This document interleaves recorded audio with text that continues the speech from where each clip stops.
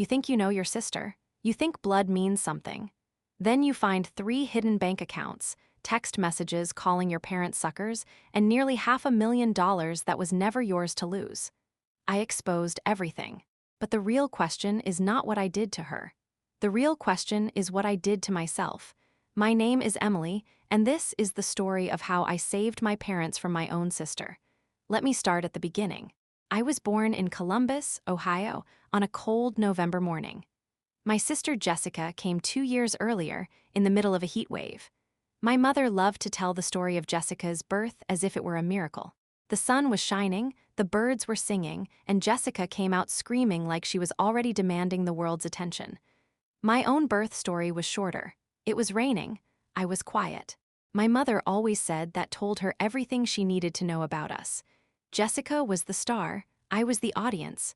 Growing up, I never minded that role. Jessica was genuinely fun to be around. She had a way of making everything feel like an adventure. A trip to the grocery store became a treasure hunt. A rainy afternoon became a fort-building competition. She was loud and bright and impossible to ignore. I was content to sit in her glow, reading my books and drawing my pictures, happy to be included in whatever game she had invented. But even as a child, I noticed things. Small things. The way my parents' faces lit up when Jessica walked into a room. The way they saved their biggest hugs for her, their proudest smiles for her report cards, their most forgiving words for her mistakes. When Jessica broke a vase, it was an accident. When I spilled milk, I was clumsy. When Jessica forgot to do her chores, she was busy being a kid. When I forgot, I was irresponsible. I told myself it was because she was older. I told myself it didn't matter.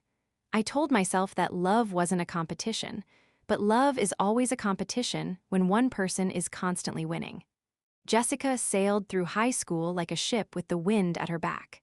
She was a cheerleader, homecoming queen, and president of the student council.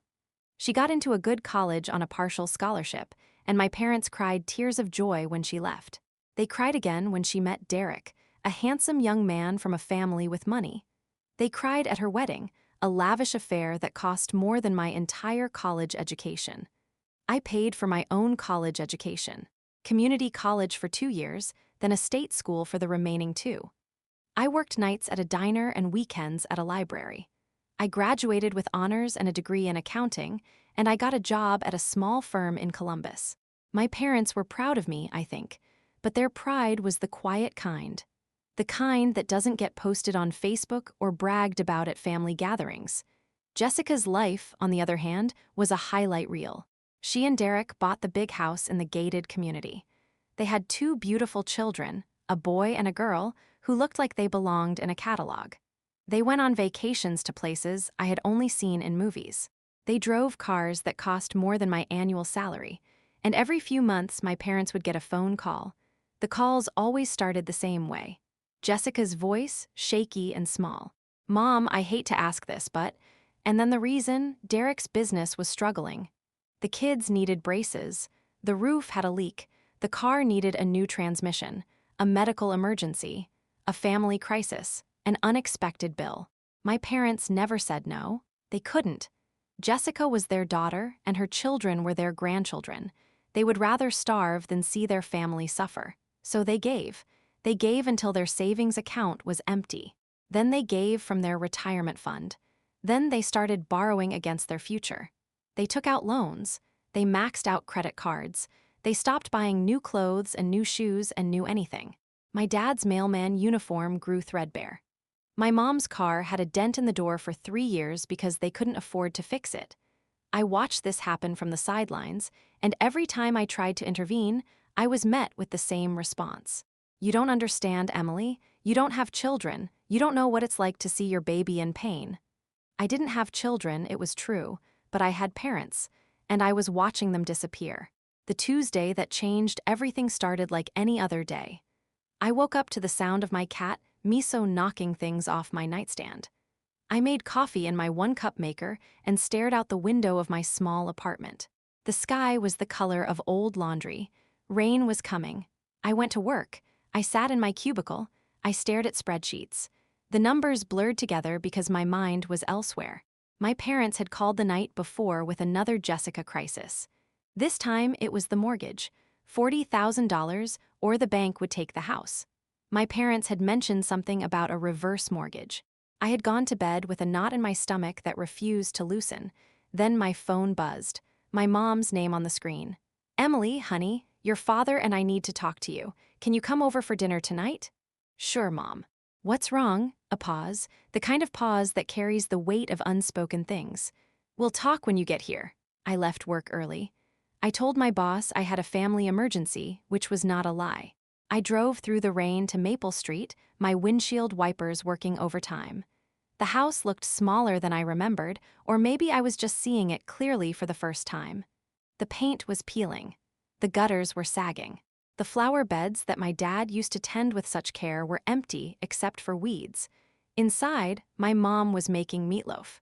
My dad was in his recliner, staring at the television even though it wasn't on. The air was thick with the smell of ground beef and something else. Fear, regret, the feeling of a family holding its breath. I sat on the floral sofa. The springs groaned. Miso was not with me, so I had nothing to hold except my own hands. My mom came out of the kitchen with a plate of cookies. She set them on the coffee table and sat across from me. Her hands were trembling slightly. My dad cleared his throat and began to speak. "Your mother and I have made a decision," he said. His voice was not the voice I remembered from my childhood. It was thinner, weaker, like a muscle that had been used too many times. "We're going to take out a reverse mortgage on the house." I knew it was coming. I had known since the phone call the night before, but hearing the words out loud was like being hit with cold water. A reverse mortgage. That meant the bank would own the house when they died. The house my grandfather built. The house where I learned to walk. The house with the oak tree and the carved initials. "How much do you need?" I asked, even though I already knew. "40,000, my mom said, "for Jessica and Derek's mortgage. They're going to lose the house, Emily. The bank is threatening foreclosure." I looked at my mom's face, at the worry lines around her eyes, at the way her hands twisted in her lap. I looked at my dad's shoes, held together with duct tape, at his glasses, missing an arm, held in place with a paperclip. "And what about you?" I asked. "What happens when you need money for your own mortgage, for your medication, for food?" "We'll figure it out," my dad said. "We always do." "No," I said. The word came out harder than I intended. "No, you won't figure it out. You'll give Jessica the money, and the next month she'll need more, and you'll find a way to give her that too. And one day you'll wake up with nothing. No house, no retirement, no dignity." My mom's eyes filled with tears. "That's not fair, Emily. You don't know what it's like to be a parent. You don't know the fear of watching your child struggle." "I know the fear of watching my parents struggle," I said, "and I'm tired of it." Silence filled the room. The rain tapped against the windows. Somewhere in the kitchen, the meatloaf timer beeped, but nobody moved to turn it off. Finally, my dad spoke. "What do you want us to do, Emily? Turn our backs on our own daughter?" "I want you to wait," I said. "Give me 1 week. Don't sign anything. Don't transfer any money. Let me look into something." My parents exchanged a look. The kind of look that said they were humoring me, that they had already made up their minds, that nothing I could say or do would change their decision. But they nodded. 1 week. They would give me 1 week. I left their house that night with a fire in my chest that I had never felt before. It was not anger. It was not sadness. It was something colder, sharper, more precise. It was the feeling of a quiet person finally deciding to speak. I drove home in the rain, my mind racing. Jessica had been taking money from my parents for years, thousands upon thousands of dollars. And yet, she lived in a mansion. She drove luxury cars. She posted pictures of her vacations on Instagram. Something did not add up. I am an accountant. I know how to follow money. And I knew that if there was something to find, I would find it. That night, I did something I am not proud of. I opened my laptop and I started digging into my sister's life. The first thing I did was check public records. Property records, court records, business records.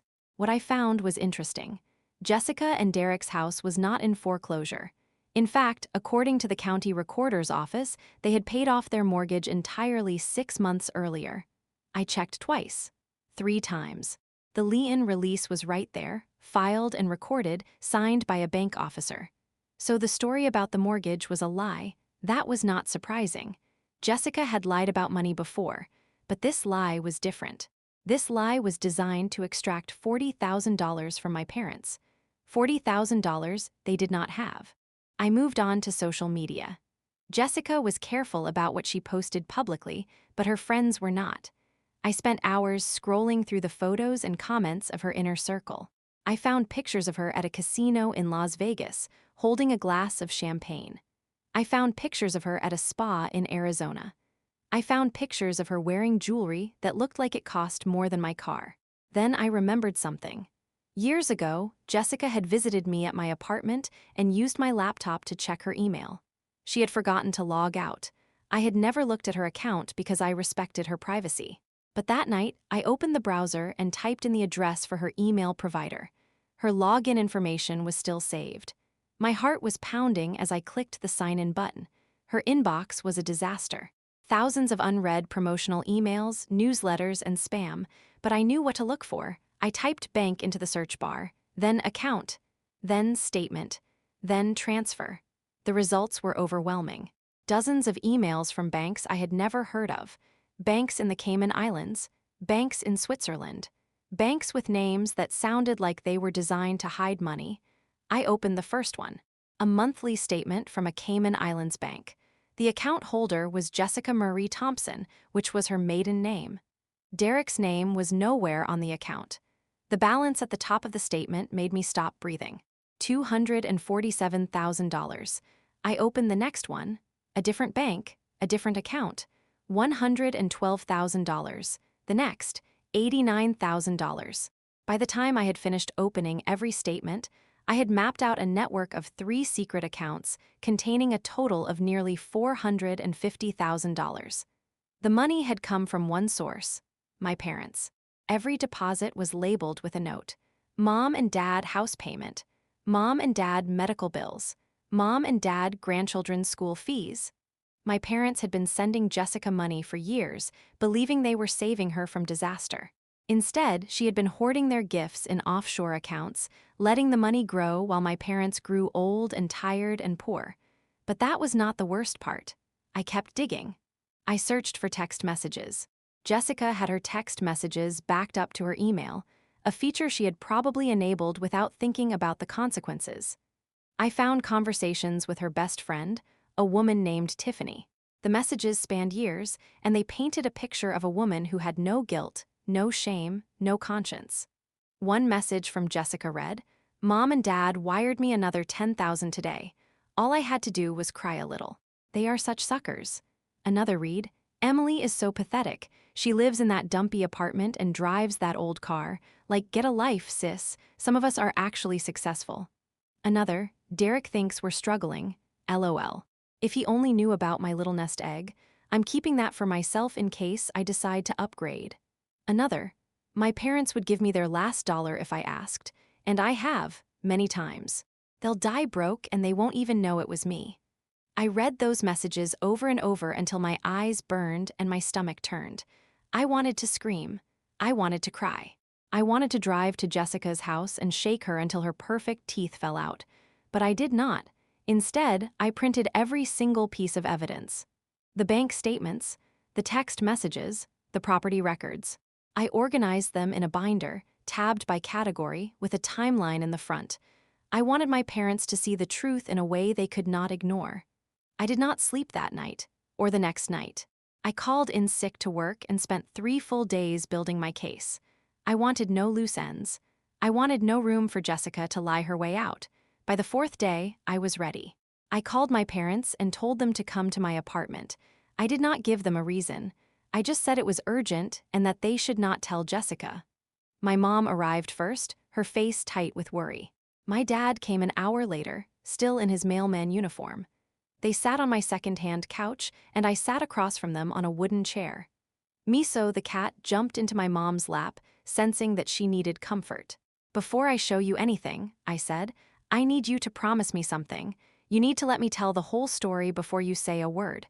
No interruptions, no defending Jessica, just listen." My mom nodded slowly. My dad looked at the binder in my hands and seemed to understand that something terrible was coming. I opened the binder to the first page, the timeline. "I started with public records," I said. Property records specifically.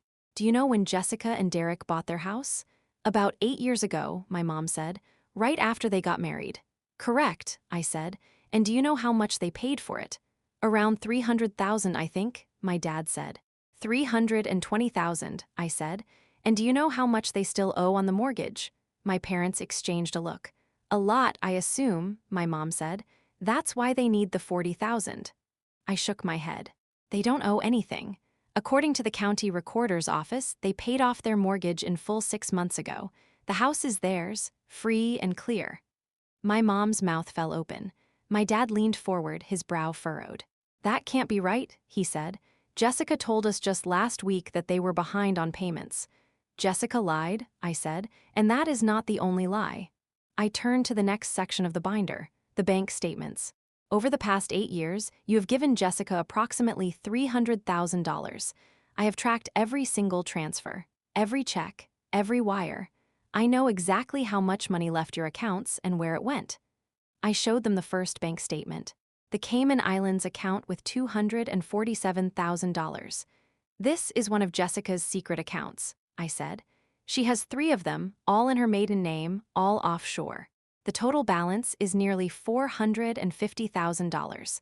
That means she has not only kept the money you gave her, but she has also invested it and grown it. My mom reached out and touched the paper as if she could not believe it was real. That's our money, she whispered. That's our retirement. Yes, I said, it is. I showed them the second statement. The third, I showed them the deposit notes, each one referencing a lie that Jessica had told.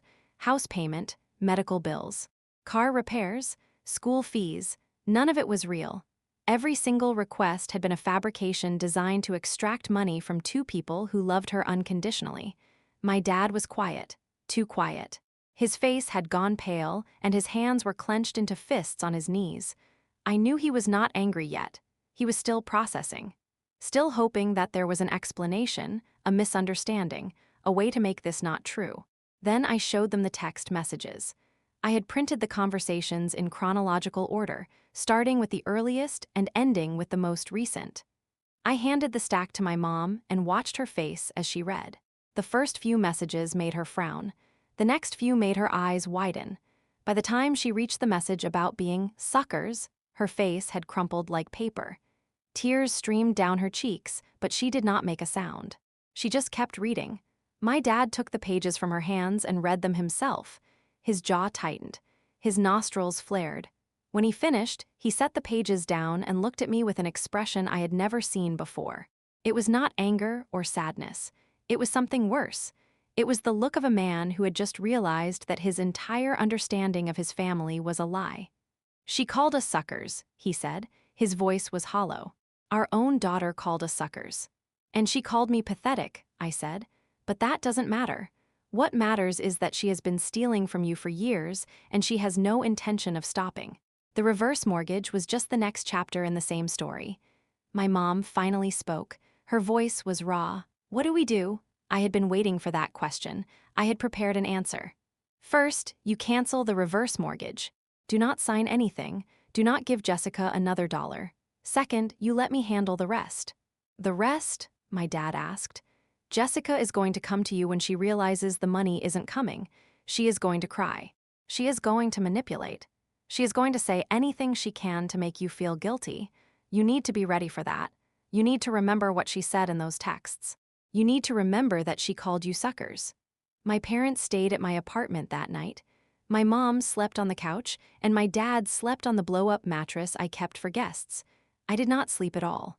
I sat in the kitchen with a cup of cold coffee and stared at the wall, rehearsing what I was going to say to Jessica. The next morning, I drove to Jessica's house. It was a Saturday, so I knew she would be home. The sun was shining, which felt wrong.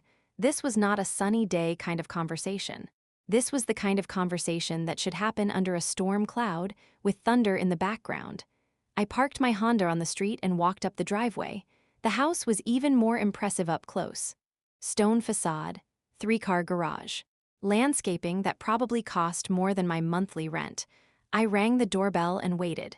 Jessica answered in a silk robe. Her hair was in a perfect messy bun. She was holding a cup of something green and frothy. When she saw me, her smile flickered for just a moment before settling into something carefully neutral.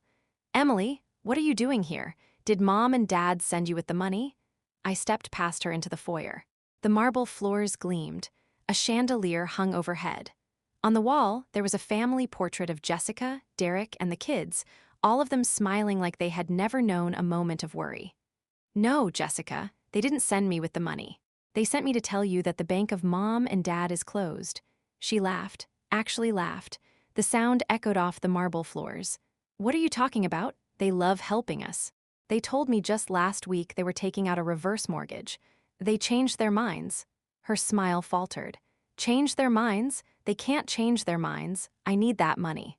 The mortgage is due in 2 weeks." "Is it?" I pulled out my phone and opened the property record I had saved. "Because according to the county recorder's office, you paid off your mortgage 6 months ago. I have the lien release right here." For the first time, I saw something real on Jessica's face.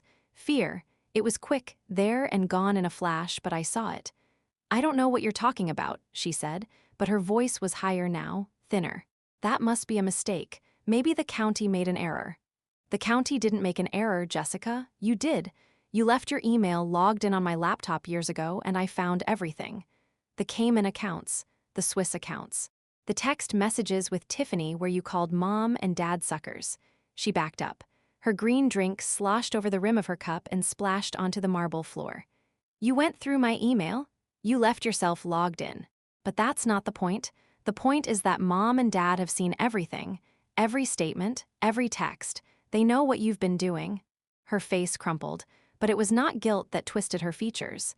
It was rage, pure, unfiltered rage. "You had no right," she hissed. "You have always been jealous of me. You've always hated that they loved me more. You're just a bitter, pathetic little accountant who couldn't stand to see someone else succeed." I did not flinch. I had read her texts. I had heard worse from her over the years. "Maybe I am jealous," I said. "Maybe I am bitter. But that doesn't change the fact that you stole $450,000 from our parents. That doesn't change the fact that you called them suckers. That doesn't change the fact that you are a liar and a thief." She stepped toward me, her finger pointing at my chest. "You don't know anything about my life. You don't know what it's like to have pressure, to have expectations, to have a husband who spends money like water and kids who need the best of everything. I did what I had to do to survive." "You survived just fine," I said. "You survived in a 4-bedroom house with marble floors and a chandelier. Meanwhile, Mom and Dad survived with duct-taped shoes and an empty refrigerator. You didn't take money to survive. You took money to fund a lifestyle you couldn't afford on your own." At that moment, Derek appeared at the top of the stairs. He was wearing a designer tracksuit and holding a golf club. He looked confused. "What's going on?" he asked. I heard yelling. "Your wife has been stealing from our parents for a decade," I said. "She has almost $500,000 hidden in offshore accounts. And she told them she was going to lose this house so they would give her more money." Derek's face went through a series of emotions. Confusion, disbelief, then, slowly, a terrible understanding. He looked at Jessica, and for the first time, I saw something other than the perfect husband. I saw a man who realized he had been married to a stranger. "Is that true?" he asked. Jessica did not answer. She just stared at me with eyes full of hatred. "She also has a separate account you don't know about," I added. "One she's been hiding from you in case the marriage didn't work out. I found it this morning. There's about 80,000 in there." Derek walked back upstairs without another word. A few moments later, I heard a door slam, then another. Then the sound of drawers opening and closing. Jessica looked at me. Her perfect mask was gone. Underneath, she was just a scared, greedy woman who had gotten caught. "What do you want?" she whispered. "I want you to transfer every single dollar back to Mom and Dad, every cent, plus interest. I want you to do it today, right now, while I watch." "And if I don't?" I smiled. It was not a nice smile. "Then I send all of this evidence to the IRS, the State Attorney General, and every single one of your Instagram followers. I will make sure everyone knows exactly who you are, not the golden daughter, the thief. And Derek will know about the secret account, which I'm guessing he doesn't appreciate." She stared at me for a long moment. Then she walked into her home office and sat down at her computer. The transfer process took nearly 2 hours.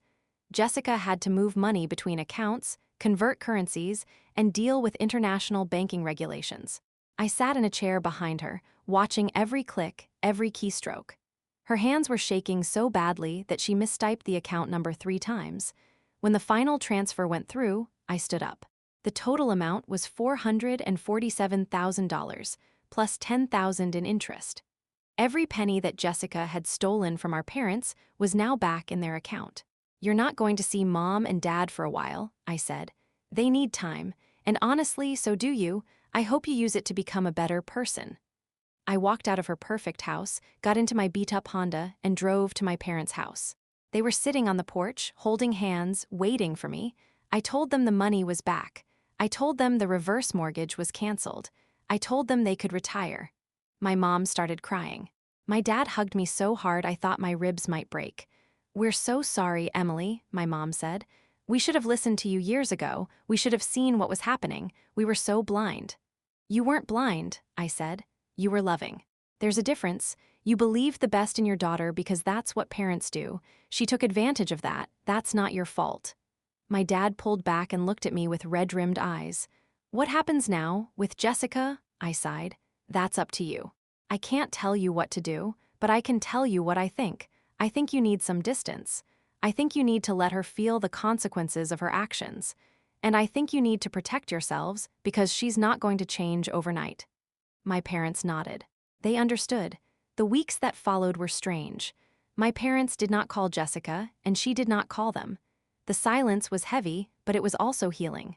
My mom started buying groceries without checking the price of every item. My dad bought new shoes. Real shoes from a store, not from a thrift shop. I helped them meet with a financial advisor. With the money returned, they had enough to retire comfortably. Not luxuriously, but comfortably. They could stay in their house. They could pay for my dad's medication. They could finally breathe. Jessica's life, meanwhile, fell apart. Derek filed for divorce. It turned out that the secret account was just the tip of the iceberg. Jessica had been hiding money from him for years, siphoning funds from their joint accounts and lying about expenses. The divorce was ugly and public. Their friends took sides. Most of them took Derek's side. Jessica lost the house. Not because of foreclosure, but because Derek got it in the settlement. He sold it and moved to a smaller place in a different city. The kids went with him, at least for the first few months. Jessica was granted visitation, but only supervised. She moved into a small apartment in a town about an hour away. It was the kind of place she would have made fun of a year ago. Beige walls, thin carpets, a view of a parking lot. I heard all of this through the grapevine. Friends of friends, old acquaintances. The gossip mill in our town was relentless, and Jessica's fall from grace was the main topic of conversation for months. Some people said I was cruel. Some people said I should have handled it privately, quietly, without the drama. Some people said I should have given Jessica a chance to come clean on her own. But those people did not watch their dad tape his shoes together. Those people did not see their mom skip meals so her grandchildren could have presents under the tree. Those people did not read the texts where their sister called their parents suckers. I am not a bad person, but I am not a doormat either. And neither are my parents anymore. Thanksgiving came, and Jessica did not come to dinner. She sent a card with a generic message and a check for $500. My parents returned the check unopened. They kept the card, though. My mom put it in a drawer with other keepsakes, not out of love, but out of a complicated mixture of memory and loss. Christmas was quieter than usual. Just me, my parents, and a few neighbors who had become like family. We ate too much. We laughed at old stories. We did not mention Jessica's name, but she was there anyway, a ghost at the feast. My mom pulled me aside after dinner. She was holding a small wrapped box. "This is for you," she said. "It's not much, but I wanted you to have it." I opened the box. Inside was a locket, a simple silver locket on a delicate chain. I opened it, and inside were 2 tiny photographs. One of my parents on their wedding day. One of me as a baby, held in my mother's arms. "We should have given you more," my mom said. "More attention, more support, more belief. We were so focused on Jessica because she was loud and demanding, and you were quiet and steady. We thought you didn't need us as much, but we were wrong. You needed us just as much, maybe more." I put the locket around my neck. It felt warm against my skin. I didn't need you to save me, I said. I just needed you to see me. I see you now, my mom said. And she hugged me, and I hugged her back, and we stood in the kitchen of the little house on Maple Street, holding on to each other like we were the only two people in the world. Jessica called on New Year's Eve. I was at my parents' house, helping my mom make appetizers. My dad answered the phone. I watched his face as he listened. His expression was neutral, which was a victory. A year ago, he would have melted at the sound of her voice. After a few minutes, he said, "I'm glad you're getting help, Jessica. I hope it works out for you, but we're not ready to see you yet. Give us more time." He hung up and looked at me. "She's in therapy," he said. "She says she's sorry." "Do you believe her?" I asked. My dad thought about it for a long time. "I believe she's sorry she got caught," he said finally.